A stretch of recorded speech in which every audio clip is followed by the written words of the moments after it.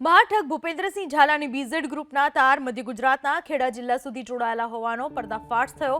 ઉત્કંઠેશ્વર મહાદેવના કિરીટ સેવક અને પોપટસિંહ ચૌહાણ નામના એજન્ટે લોકોના કરોડો ડૂબાડ્યાનો આરોપ લાગ્યો છે। હાલ તો ઉત્કંઠેશ્વર મહાદેવ પર આવેલ કિરીટ સેવકની દુકાનના શટર પડી ગયા છે।